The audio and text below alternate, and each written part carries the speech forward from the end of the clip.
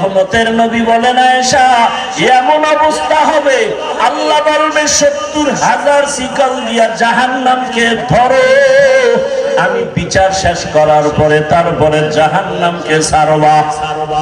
আল্লাহর অর্ডারে জাহান্নামের গলায় শিকল লাগায় বাঁধবে। 70,000 শিকলের গোড়ায় গোড়ায় 70,000 ফেরেশতা ধরিয়া রাখতে পারে না। তখন আমার মায়ার নবী দেখে সহ্য করতে পারবেন না। মায়ার নবী দেখবে মুসা নবীর কান্না, ঈসা নবীও কাঁদবে ওই হাসরের মাঠে, ইব্রাহিম নবীর কান্না, ঈসা নবীর কান্না। আম্মা জানকে নবী বলেন আয়েশা তখন আমিও কান্নায় পড়ে যাব। সবাই নিজের জন্য কাঁদবেন আর আমি মাওলার দরবারে মাকামে মাহমুদে সিজদায় পড়ে কাঁদবো আর বলবো হে মালিক জাহান্নামকে ফিরাও, আমার উম্মত যেন জাহান্নামে ধরতে না পারে।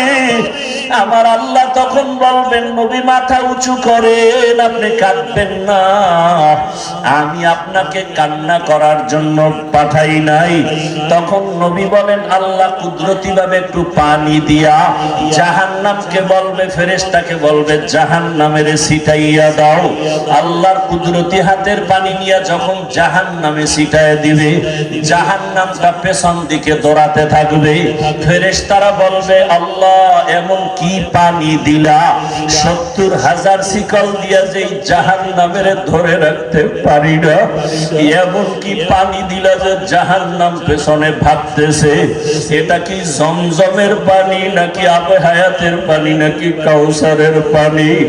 আমার আল্লাহ বলবে না রে ফেরেশতারা জমজমের পানিও না, কাউসারের পানিও না, আবে হায়াতের পানিও না, এই পানি আমার মায়ার নবীর গরীব গুনাহগার উম্মতের চোখের পানি।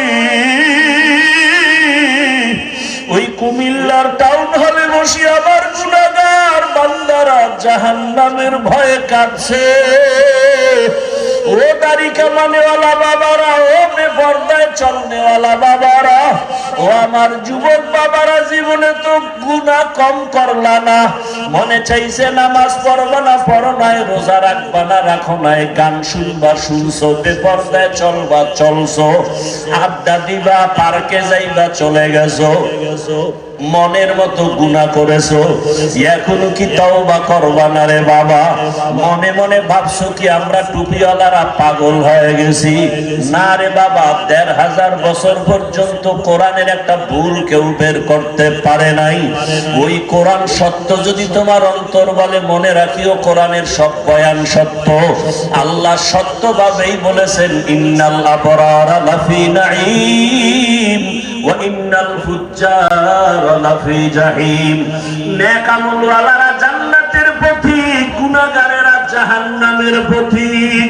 ওরে আজকে নফসের ধোঁকায় পড়িয়া যারা নামাজ পড়ো না, রোজা রাখো না, পর্দা করো না, হালাল খাও না, ও পর্দার আড়ালের মা বোনেরা, কয়েকদিন আর দুনিয়ার রং তামাশা বাহাদুরি, এখনো সময় আছে, তওবা করেন।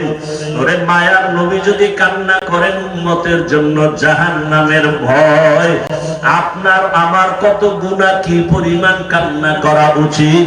আল্লাহর কাছে তওবা করেন। আপনার মতো কত মা কত বোন বেপরদায় চলে না, নামাজ ছাড়ে না, মোবাইলে সময় নষ্ট করে না, এখনো পর্দা করে নামাজ আদায় করে, আপনারা কেন পারবেন না?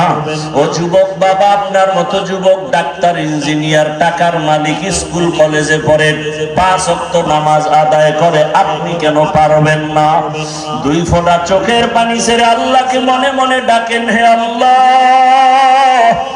এই ময়দানে মনে হয় আমার মতো গুনাহগার কেউ নাই। মানুষ যদি আমার গুনার খবর জানতো, কেউ আমার এই চেয়ারে বসাইতো না, আমাকে সম্মান করতো না, হাদিয়াও দিত না, সালামও দিত না। ও আল্লাহ, তুমি দয়া করে এত মর্যাদা সম্মান দান করেছো। এতদিন গুনার তালে পরে নফসের ধোকায়, শয়তানের ধোকায় কত রাত্র মোবাইলে তাকাইয়া গুনাহ করতে করতে রাত কাটাইছি। মোবাইল নিয়ে হাতে হাতের গুনাহ, কানের গুনাহ, চোখের গুনাহ, অন্তরের গুনাহ করে রাত কাটাই। কাটাইছি, ও আল্লাহ বুঝতে পারি নাই, আজকে থেকে তওবা করে ফেলতেছি। দুনিয়াতে সূর্যের গরম সইতে পারি না, হাসরের ময়দানে জাহান্নামের গরম কেমন করে সহ্য করব? আজকে থেকে তওবা করে নিলাম, আর গুনাহ করব না, নামাজ ছাড়বো না, দাড়ি কাটবো না, বেপরদায় চলবো না। মা বাবার দোয়া নিয়া, শিক্ষকের দোয়া নিয়া, উলামায়ে কেরামের দোয়া নিয়া, নবীজির সুন্নাত অনুযায়ী জীবনটাকে চালাবো। তওবা করার মতো যদি কারো নিয়ত হয়, দুটো হাত আমার আল্লাহকে দেখাইয়া দাও।